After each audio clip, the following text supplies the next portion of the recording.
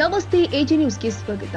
ಕರ್ನಾಟಕ ರಾಜ್ಯ ರಸ್ತೆ ಸಾರಿಗೆ ನೌಕರ ಒಕ್ಕೂಟ ಸಂಘಟನೆಯು ಸಾರಿಗೆ ನೌಕರಿಗೆ ನ್ಯಾಯ ಕೊಡಿಸುವ ನಿಟ್ಟಿನಲ್ಲಿ ಸಂಘಟನೆ ಹುಟ್ಟಿದ್ದು ಸಾರಿಗೆ ನೌಕರರ ಧ್ವನಿಯಾಗಿ ಕಳೆದ 4 ವರ್ಷಗಳಿಂದ ವಿವಿಧ ರೀತಿಯಲ್ಲಿ ನಿರಂತರ ಹೋರಾಟ ಮಾಡುತ್ತಾ ಬಂದಿದೆ. ಸರ್ಕಾರದ ಗಮನ ಸೆಳೆದು ಸರ್ಕಾರಕ್ಕೆ ಮುಟ್ಟಿ ನೋಡಿಕೊಳ್ಳುವ ರೀತಿಯಲ್ಲಿ ಸಾರಿಗೆ ನೌಕರರು ಉತ್ತರ ಕೊಟ್ಟಿದ್ದಾರೆ. ಕಾಂಗ್ರೆಸ್ ಸರ್ಕಾರ ಚುನಾವಣೆ ಸಮಯದಲ್ಲಿ ತಮ್ಮ ಪ್ರಣಾಳಿಕೆಯಲ್ಲಿ ಸಾರಿಗೆ ನೌಕರಿಗೆ ನ್ಯಾಯ ಒದಗಿಸುವ ವಿಶ್ವಾಸ ಕೊಟ್ಟಿದ್ರು. ಆದರೆ ಇದುವರೆಗೆ ಯಾವುದೇ ನ್ಯಾಯ ಒದಗಿಸಿಲ್ಲ.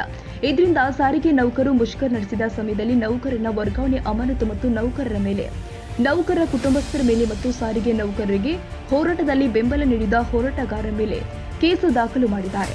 ಆ ಕೇಸುಗಳನ್ನು ಸಂಪೂರ್ಣವಾಗಿ ಹಿಂಪಡೆದಿಲ್ಲ ಹಾಗೂ ಇನ್ನೂ ಹಲವು 6 ಬೇಡಿಕೆಗಳನ್ನ ಇಟ್ಟುಕೊಂಡು ಹುಬ್ಬಳ್ಳಿ ವಲಯದ 4 ವಿಭಾಗದ ನೌಕರರ ಅವಲಂಬಿತರು ಕುಟುಂಬಸ್ಥರು ಇವತ್ತು ವಾಯುವ್ಯ ಕರ್ನಾಟಕ ರಸ್ತೆ ಸಾರಿಗೆ ಕೇಂದ್ರ ಕಚೇರಿ ಹುಬ್ಬಳ್ಳಿ ಇಲ್ಲಿ ಮಾನ್ಯ ವ್ಯವಸ್ಥಾಪಕ ನಿರ್ದೇಶಕರಿಗೆ ಮನವಿ ಮಾಡಿ ಬೇಡಿಕೆ ಈಡೇರಿಸುವಂತೆ ಒತ್ತಾಯಿಸಲಾಗಿದೆ.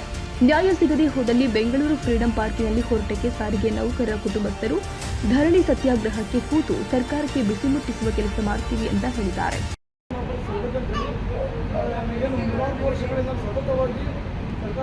ಸರ್ಕಾರಕ್ಕೆ ಮನವಿ ಮಾಡ್ತಾ ಬೇಡಿಕೆಗಳಿಂದ ಹೋರಾಟವನ್ನು ಮಾಡ್ತಾ ಬಂದಿದ್ದೀವಿ. ಅದರ ಹೋರಾಟಗಳಲ್ಲಿ ಸರ್ಕಾರ ಏನು ಮಾಡಿದೆ ಅಂದರೆ ಯಾರು ಹೋರಾಟ ಕೈಗೊಂಡಿದ್ದಾರೆ ಆ ನೌಕರನ್ನ ಗುರಿ ಇಟ್ಕೊಂಡು ಅವ್ರನ್ನ ಅಮಾನತುಗೊಳಿಸಿ ವರ್ಗಾವಣೆ ಮಾಡಿ ಈ ಥರದ ಒಂದು ಪ್ರಶಸ್ತಿಗಳನ್ನು ನಮಗೆ ಸಾರಿಗೆ ನೌಕರರು ಕೊಟ್ಟಿದ್ದಾರೆ. ಇದರಿಂದ ಎಷ್ಟೋ ಜನ ಮನನೊಂದು ಆತ್ಮಹತ್ಯೆ ಮಾಡ್ಕೊಂಡಿದ್ದಾರೆ, ಹೃದಯಾಘಾತಗಳಾಗಿದ್ದಾರೆ.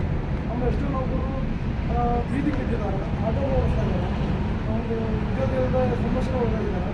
ಅವ್ರ ಮಕ್ಕಳು ಸರಿಯಾದ ಶಿಕ್ಷಣ ಇಲ್ಲದೆ ಕೂಡ ಒಂದು ಶಾಲೆಯಲ್ಲೂ ಕೂಡ ಸರಿಯಾಗಿ ಹೋಗ್ತಾ ಇಲ್ಲ, ಫೀಸ್ಗಳು ಕೂಡ ತುಂಬ ಆಗ್ತಾ ಇಲ್ಲ, ಆಮೇಲೆ ಒಂದು ಹೊತ್ತಿನ ಊಟಕ್ಕೆ ಕೂಡ ಸಮಸ್ಯೆ ಬರ್ತಾ ಇದೆ. ಈ ರೀತಿಯಲ್ಲಿ ಅದಕ್ಕಾಗಿ ನಾವು ಮತ್ತೆ ಏನು ಬೆಂಗಳೂರಿನಲ್ಲಿ ಮಾರ್ಚ್ 4, 2024ರಂದು ನಾವು ಏನು ಫ್ರೀಡಂ ಪಾರ್ಕ್ನಲ್ಲಿ ಹೋರಾಟ ಕೈಗೊಳ್ಳಬೇಕಂತ ನಾವೇನು ಅಂದ್ಕೊಂಡಿದ್ದೀವಿ.